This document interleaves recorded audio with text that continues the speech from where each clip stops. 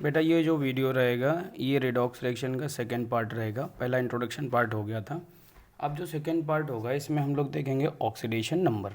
ये oxidation number सभी के लिए इम्पोर्टेंट है, कोई किसी भी स्कूल से हो और हर जगह पे यहाँ से क्वेश्चन पूछा जाता है। तो इसको समझते हैं। सबसे पहले कोई अगर पूछे ना ऑक्सीडेशन नंबर क्या होता है, तो मेरे से अगर पूछेगा तो मैं तो नॉर्मली बोल दूंगा पर्टिकुलर चार्ज ऑन एटम, ये बोल दूंगा। लेकिन आपको लिखना पड़ेगा, तो आप क्या बोलोगे, बोलना the charge which an atom of element has in its ion or appear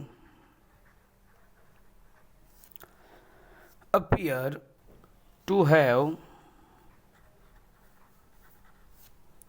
when present in the combined state with other atom। बच्चे समझो क्या है। मैंने लिखा है charge which an atom of element has in its ion. Charge देख लो किसी भी एटम का, जो एलिमेंट का है उसके एटम पे जो चार्ज होता है वही उसका ऑक्सीडेशन नंबर होता है। अगर वो कंबाइंड स्टेट में आ रहा है, मतलब वो कंपाउंड में आ रहा है, तो उस पर जो आयन पे चार्ज होगा उसको जो वही चार्ज ऑक्सीडेशन नंबर। तो ओवरऑल मोटा मोटा मैं आइडिया ले लूँ कि अगर मुझसे कोई पूछे ऑक्सीडेशन नंबर क्या होता है, तो मैं इतना बोलूँगा कि भाई ऑक्सीडेशन नंबर जो होता है ना वो पर्टिकुलर चार्ज होता है। तुम ये बस इतना दिमाग में कीवर्ड डाल लो, particular charge on atom in a molecule. ठीक है, जो उसका चार्ज होगा वही उसका क्या होगा, ऑक्सीडेशन नंबर होगा। ठीक है, अब यहाँ पे वो एलिमेंट कहाँ पे एटम आएगा, कंपाउंड में आएगा, एलिमेंट में आए, तो उसके लिए ऑक्सीडेशन नंबर निकालने के लिए बच्चे क्या होता है, रूल पढ़ने पड़ते हैं। तो सबसे पहले रूल फॉर फिर बहुत बड़ा आसान होता है मेथड निकालना, परेशान नहीं होना, लेकिन मैं थोड़े से रूल पहले समझा देता हूँ तभी आप निकाल पाओगे। तो रूल फॉर द डिटर्मिनेशन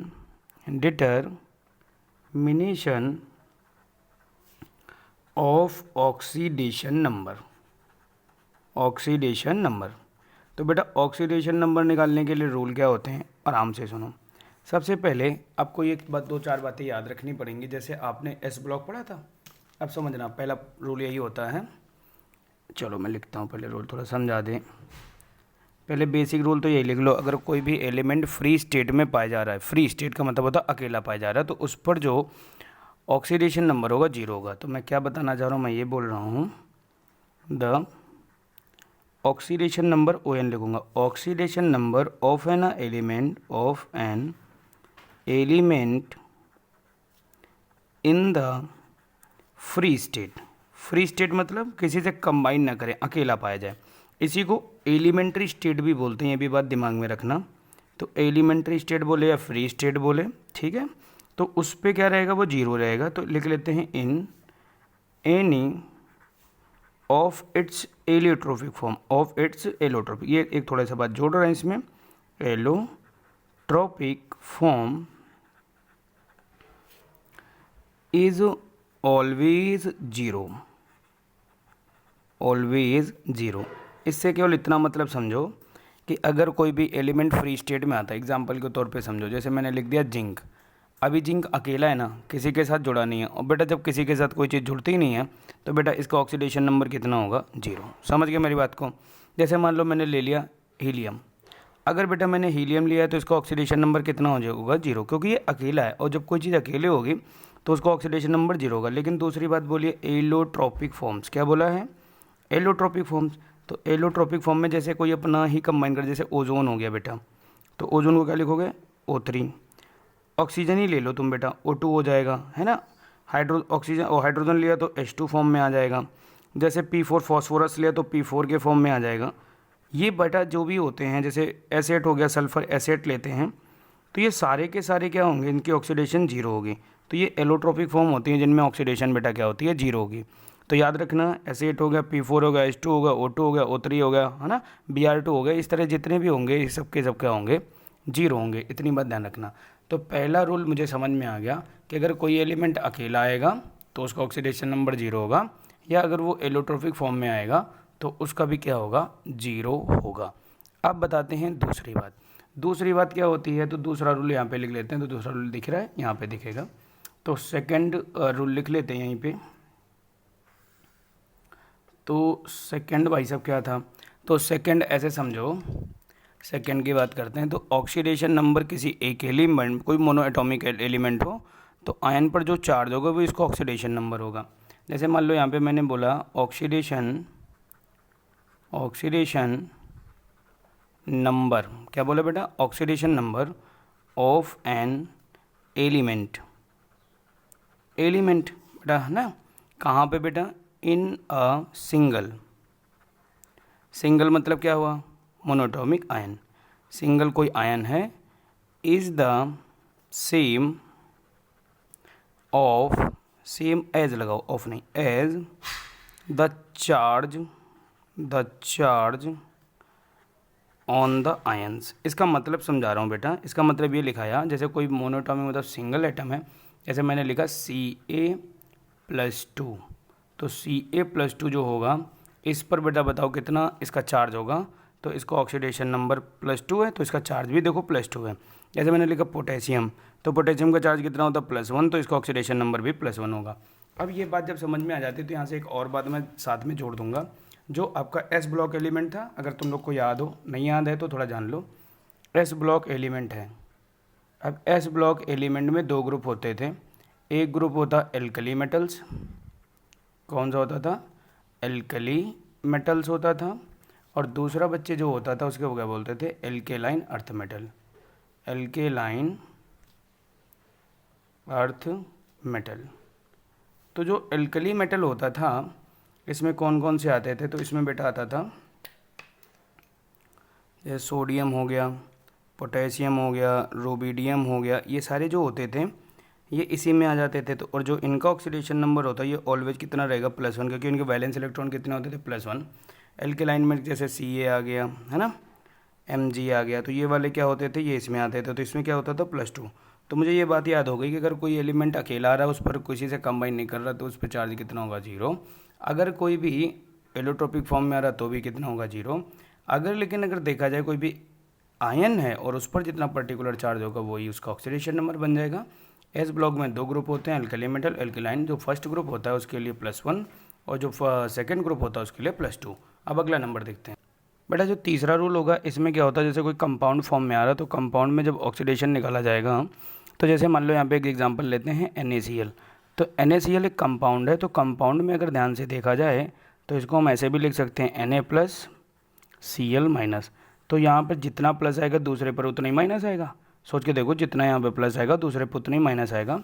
तो यहाँ पर अगर ऑक्सीडेशन नंबर देखा जाए तो ये हटा दिया जाता है, जो इसका मैग्नीट्यूड होगा वो लिया जाएगा। तो यहाँ पे या तो +1 बोलो या -1 बोलो, तो कुछ नहीं, 1 बोला जाता है। क्या बोला जाता है, इसका ऑक्सीडेशन नंबर 1 होगा, याद रहेगा। तो बाइनरी कंपाउंड जितने भी होंगे उसमें मेटल नॉन मेटल अगर बनना है तो उसमें ध्यान रखना, जो मेटल होगा पॉजिटिव आएगा, नॉन मेटल होगा निगेटिव आएगा।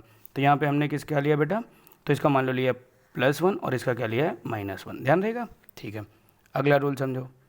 अगली जो बात आती है, अगर इसमें ध्यान रखना कि कोई कंपाउंड अगर है बेटा, क्या है, कोई कंपाउंड है और उस कंपाउंड की अगर मैं बात करूँ कॉम्बिनेशन नॉन मेटेलिक एटम से हो रहा है, जैसे HCl लिखा मैंने, यहाँ पर एक मेटल था एक नॉन मेटल था, ध्यान से सुनना, ये एक मेटल था और ये नॉन मेटल था। तो जो मेटल था उसके लिए मुझे पता था +1 होगा, इसके लिए -1 होगा। अभी दोनों मैंने क्या लिए, कॉम्बिनेशन हुआ नॉन मेटेलिक एटम का। तो नॉन मेटेलिक एटम जो होगा तो इन दोनों में जो हायर इलेक्ट्रोनेगेटिव होगा, इन दोनों में जो HCl है बेटा, HCl में कोई एक हायर इलेक्ट्रोनेगेटिव होगा, तो Cl होता है हायर इलेक्ट्रोनेगेटिव, जो हायर इलेक्ट्रोनेगेटिव उसके -1 और दूसरी तरफ +1 हो जाएगा। तो यहाँ पर अगर देखा जाए तो इसका जो HCl में Cl है उस पर -1 आ जाएगा ऑक्सीडेशन नंबर। दो बातें बताई हैं, दोनों में जो ये आराम से केवल इतना समझना था कि आपके पास अगर कोई कंपाउंड है तो कंपाउंड में चार्ज चेक करना। तो यहाँ पे चेक किया मैंने, तो इस पर +1 इस पर -1 आ रहा था। जब कोई नॉन मेटेलिक ही एटम जुड़े हैं तो उस पर जो मोर इलेक्ट्रोनेगेटिव उस पर -1 है, उस पर +1 आएगा। इतनी बात, ठीक। ये ज़रूरी है जानना, अगर ये बात नहीं आएगी तो फिर आगे निकाल नहीं पाओगे। नंबर है 5th पे। तो 5th रूल ये कहता है कि भैया कि अगर जो हाइड्रोजन होता है, अब हाइड्रोजन का केस सुनना, ये मेन है। हाइड्रोजन में अगर जनरली मैं बात करूं कि कितना होगा, तो हाइड्रोजन जो होता है इसके 2 केस हैं। नॉर्मली तो +1 होता है, एग्जाम्पल के तौर पे जैसे H2O लिया तो यहाँ पे हाइड्रोजन +1 ही रहेगा। लेकिन ये यहाँ पे कहीं कहीं पे जो इसका होता है -1 आ जाता है हाइड्राइड के केस में। बेटा किसके केस में आता है? हाइड्राइड के केस। इसका क्या मतलब हुआ? हाइड्रोजन को नॉर्मली +1 ही लेंगे, लेकिन यहाँ पे क्या कर दिया? -1 ले लिया। तो यहाँ पे जब माइनस कब लेंगे? जब ये मेटल से हाइड्रोजन जुड़ेगा, और जब मेटल से हाइड्रोजन जुड़ेगा तो बच्चे ये बताओ, ये ज़्यादा इलेक्ट्रोपॉजिटिव होता है, मतलब ये इससे बड़ा दानी है, तो इसको इलेक्ट्रॉन दे देगा तो ये -1 हो जाएगा, ये +1 हो जाएगा, ऐसे सोचना। और यहाँ पर क्या होगा? जब हाइड्रोजन अपने से ज़्यादा इलेक्ट्रोनेगेटिव से जुड़ेगा तो वो खींच लेगा, तो ये खींचेगा इधर, और इधर क्या आ जाएगा? +1 आ जाएगा। समझ पा रहे हो मेरी बात को? तो जनरली तुम +1 लेना, जब कहीं पर हाइड्रोजन मेटल से जुड़ा दिख जाए उस समय केवल -1 ले लेना। इसे हाइड्राइड बोलते हैं। क्या बोलते हैं? हाइड्राइड। ठीक, तो 5वां केस जरूरी है, इतना ध्यान रखना। नंबर 6, ये तो बहुत ही इंपॉर्टेंट है। ये इंपॉर्टेंट इसलिए क्योंकि इसमें केस बनता है ऑक्सीजन का। ऑक्सीजन के बच्चे 3 केस होते हैं। 3 केस का मतलब ऑक्सीजन एक फॉर्म आता है ऑक्साइड के फॉर्म में, और एक आता है परऑक्साइड के फॉर्म में, और एक आता है सुपर ऑक्साइड के फॉर्म में, ऐसे समझो। ऑक्साइड के जब फॉर्म में आएगा तो जैसे एक एग्जांपल लिया मैंने CaO, तो इसका मतलब यहाँ पे मेटल से जुड़ा और बनना, तो उस समय ऑक्सीजन को क्या लेना है? -2 लेना है। लेकिन जब वो परऑक्साइड आएगा, जैसे मैंने लिख लिया H2O2, तो वहाँ पर ऑक्सीडेशन नंबर क्या लिखोगे? -1 लिखोगे। लेकिन जब सुपर ऑक्साइड आएगा तो मैं वहाँ पे लिखूँगा K2O। क्या लिखा मैंने? K2O लिखा। तो जब K2O लिखोगे तो फिर क्या हो जाएगा वहाँ पे बेटा? -½ हो जाएगा। पहले आप ये बताओ, ऑक्सीजन की कितनी ऑक्सीडेशन स्टेट बताई? 3। कौन कौन सी 3 ऑक्सीडेशन स्टेट बताई? तो पहला बताओगे oxide, peroxide, super oxide. Oxide के लिए क्या लोगे? तो -2, सुपर परऑक्साइड के लिए -1, और सुपर ऑक्साइड के लिए क्या लोगे? -½ इतनी बात आ गई होगी। फिर उसके बाद एक और पॉइंट सुनो, अगर कोई न्यूट्रल एटम है, नंबर 7th में अगर सुनना, फॉर न्यूट्रल एटम, उसके लिए ऑक्सीडेशन नंबर 0 होता है। जैसे मान लो NH3 लिया, ये मान लो वाटर ले लें, इनका सबका कितना होगा? 0 माना जाएगा। मतलब ये ध्यान रखना, न्यूट्रल एटम जितने भी होते हैं इनमें कितना होगा? 0 हो जाएगा। ये बात भी आपको याद रखनी है। ज़्यादा बातें तो नहीं बताई, आराम से समझो मैंने क्या क्या बताया। इधर साइड में देखो, अब ऐसे याद रखना, ये रूल बिना आए आपको क्वेश्चन नहीं कर पाओगे बेटा इसके। तो सबसे पहले जो रूल बताए हैं उस रूल में आराम से सुनना। मैंने कहानी तो पूरी बता दी, अब आराम से केवल पहला पॉइंट समझो। पहले पॉइंट में मैंने ये केवल बताया कि अगर कोई भी एलिमेंट फ्री में आता है, फ्री स्टेट का मतलब होता है किसी से कंबाइन ना करे, जैसे मैंने लिया था Zn, तो इसका ऑक्सीडेशन नंबर कितना लेंगे? 0। दूसरा वर्ड इसी में बोला था एलोट्रोपिक फॉर्म, जैसे P4 अगर कोई बोल रहे तो मुझे याद है, तो इसका भी क्या होगा? 0 नंबर दूसरे पे आ गए। ठीक है, और जब दूसरे पॉइंट पे आए थे तो मैंने ये कहा था जैसे कोई भी मोनोटॉमिक एटम, जैसे Ca+2 लिखा हुआ है, तो ये आयन है, इस आयन पे जितना भी चार्ज होगा वही इसका ऑक्सीडेशन नंबर हो गया, तो +2 हो गया। फिर नंबर तीसरे वाले में गए तो मैंने कहा अगर कोई कंपाउंड बनना है तो कंपाउंड में चार्ज निकाल लेंगे। इस पर -1 आ रहा था, इस पर +1 आ रहा था, देख के बता देंगे। जैसे कोई नॉन मेटेलिक आइटम है तो नॉन मेटेलिक में HCl लिया, तो मैंने कहा इसमें जो ज़्यादा चालक होगा, मतलब मोर इलेक्ट्रोनेगेटिव होगा, इसमें -1 इस पर +1, ऐसे निकाल लेंगे। नंबर 5वें गए, ये कहा मैंने हाइड्रोजन, इसको याद रखना बेटा। तो हाइड्रोजन के केस में ये बताया कि नॉर्मली तो तुम +1 लोगे, लेकिन जहाँ पर हाइड्राइड का केस आएगा वहाँ पे -1 लोगे। नंबर 6 आया ऑक्सीजन।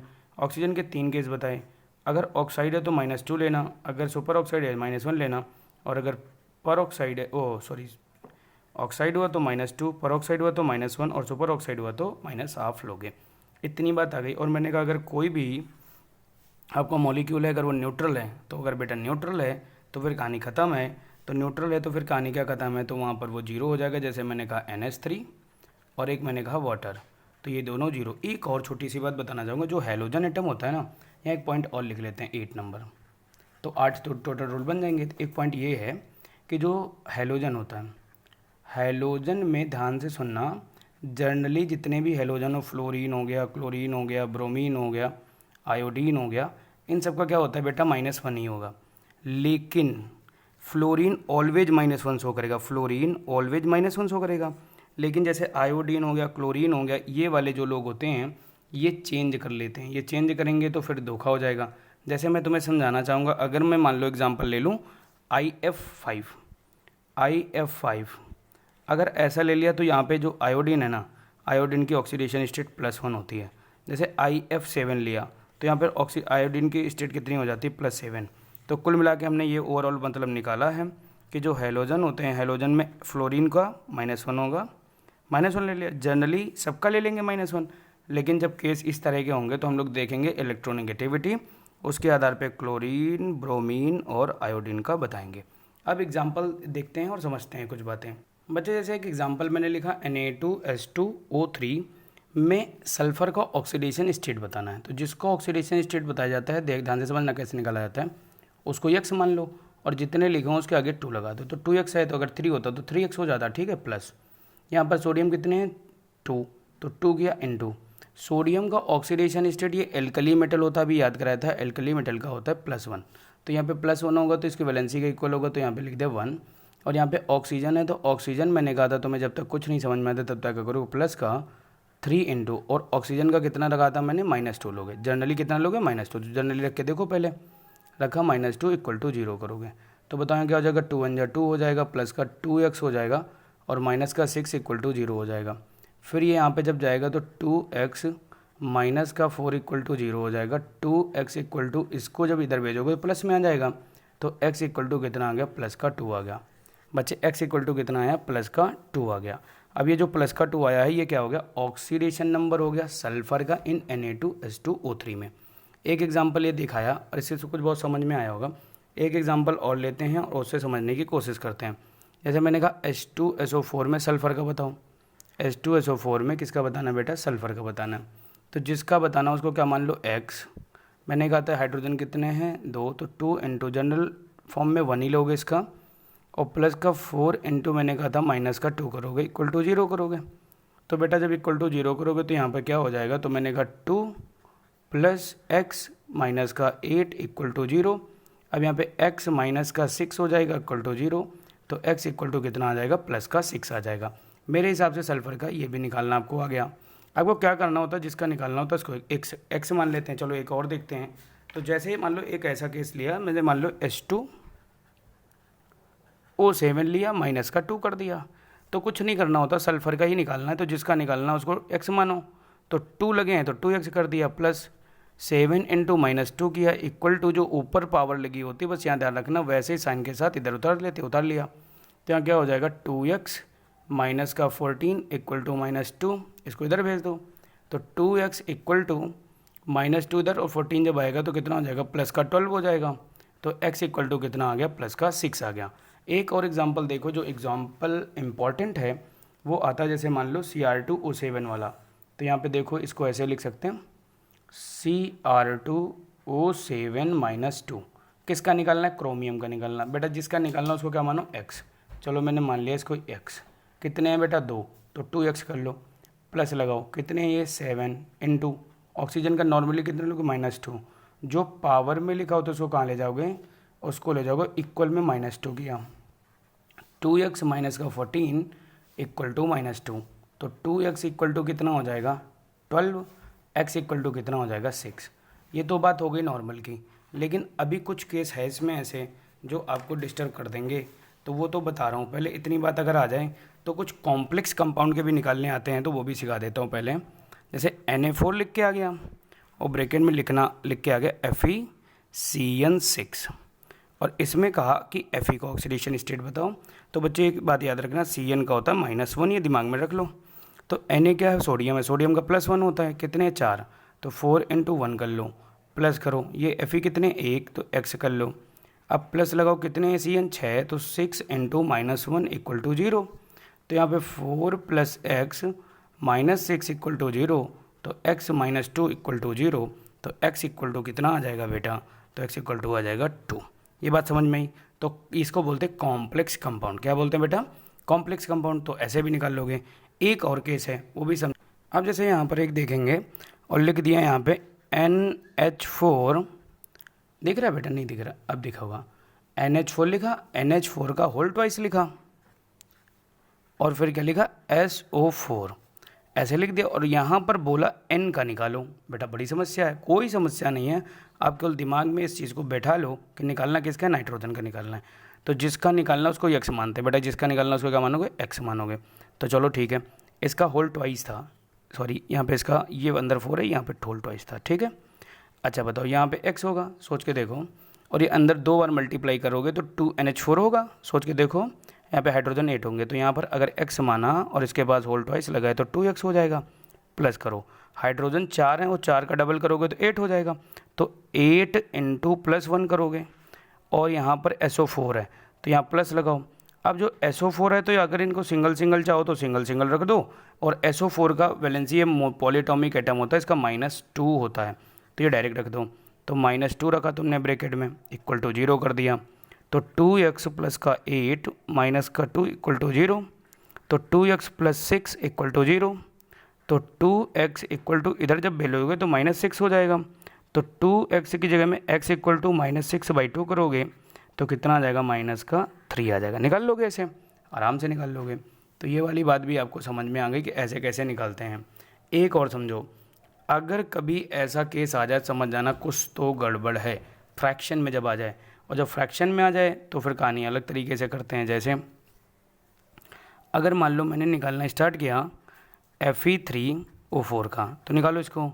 तो इसको बच्चे क्या करोगे, तो 3x, क्यों x माना, तो इसका निकालना था तो x मान लिया, 3 लगा दिया, प्लस 4 इंटू -2 किया इक्वल टू 0, तो यहाँ पर कितना करोगे, तो 3x माइनस का 8 equal to 0, 3x equal to, ये जब इधर जाएगा तो पावर प्लस में हो जाएगी तो 8 आ जाएगा, और x इक्वल टू कितना हो जाएगा, 8/3।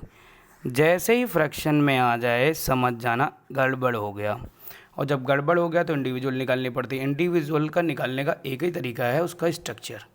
बड़े ध्यान से समझना मैं क्या कर रहा हूँ, उसका स्ट्रक्चर आता है, और स्ट्रक्चर अभी मैं सिखाऊंगा, पहले इतनी बात समझ में आ जाए तो फिर मैं स्ट्रक्चर की तरफ शिफ्ट हो जाऊँगा। इसके लिए तो आपको ये याद रखना, Fe3O4 का इसलिए ऐसा आया क्योंकि ये 2 पार्ट से बना है, FeO प्लस Fe2O3, और FeO में जब इसका निकालोगे तो इसका -2, तो इसका कितना हो जाएगा, +2, तो Fe का क्या यहाँ पे कितना है, +2। अगर इसका निकालते तो 2x होता, मन में सोचो इधर, अब तो आने लगा होगा, इंटू -2 इक्वल टू 0, तो 2x माइनस 6 इक्वल टू 0, तो 2x इक्वल टू 6, तो x इक्वल टू +3, तो इसका आया +3। एक 2 एटम का आ रहा +3 और एक का आ रहा +2, इसलिए इसका ऐसा था। लेकिन जैसे मान लो आप निकाल रहे हो, निकालने के बाद अगर आपका जो नंबर है वो फ्रैक्शन में आ जाए तो समझ जाना कि वो कहीं ना कहीं स्ट्रक्चर से जाएंगे। और अगर ऐसा केस आ रहा है तो आप समझ सकते हैं, जैसे एक एग्जांपल लिया जाए यहाँ पे, तो जैसे सल्फेट लिया SO4-, तो आप इसके स्ट्रक्चर को अगर समझने लगे तो धीरे धीरे आपकी कहानी पूरी समझ में आ जाएगी, और कहानी अगर समझ में आ गई तो फिर बन जाएगी कहानी। जैसे मान लो यहाँ पे एक एग्जांपल दिया, और एग्जांपल में दिया मैंने H2SO5, अगर इसका निकालना होता तब तो ठीक है, कैसे निकालते हैं, सल्फ़र को x मान लेते हैं, और यहाँ पे कितना कर देते 2, यहाँ पे इंटू कितना कर देते बेटा 5 इंटू -2 कर देते इक्वल टू 0, तो 2 प्लस x माइनस का 10 इक्वल टू 0, तो x इक्वल टू कितना हो जाता बेटा, तो x इक्वल टू अगर ध्यान से देखते तो यहाँ पर हो जाता -8 हो जाता, प्लस का -8 होता, इधर जाता +8, जो कि सल्फ़र मैक्सिमम कितनी शो कर सकता है, +6, और हो रही +8, इसका मतलब ये बात क्या है, गलत। और गलत है तो इसको स्ट्रक्चर से जाना पड़ेगा। स्ट्रक्चर देखो कैसे सीखना है, 3 स्टेप में सीखोगे। सबसे पहले सल्फेट का स्ट्रक्चर आपको आना चाहिए, SO4-2 का, फिर जब ये आ जाए, फिर जैसे H2SO4 था, H2SO4 का आ जाए, फिर H2SO4 जब आ जाएगा तब आपको आएगा H2SO5 का, किसका आएगा बच्चे, H2SO5 का, और जब H2SO5 का आ जाएगा तो फिर आप आसानी से ये भी बना लोगे H2O8-2। चलो देखते हैं कैसे बनाओगे। सल्फेट को कैसे बनाओगे, 6 बॉन्ड बनाने होते हैं।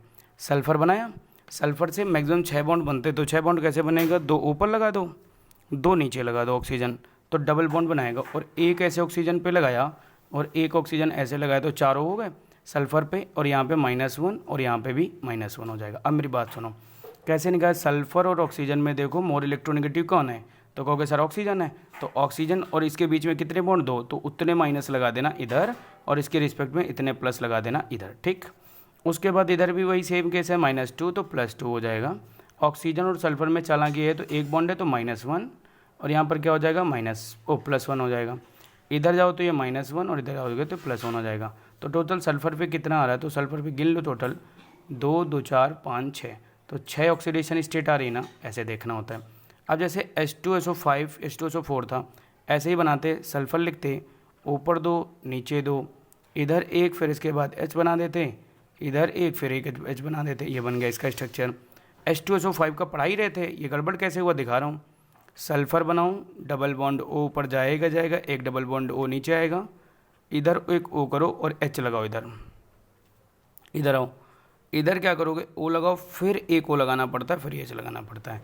तो H2SO5 बन गया, इधर -2 होगा और इधर क्या होगा +2।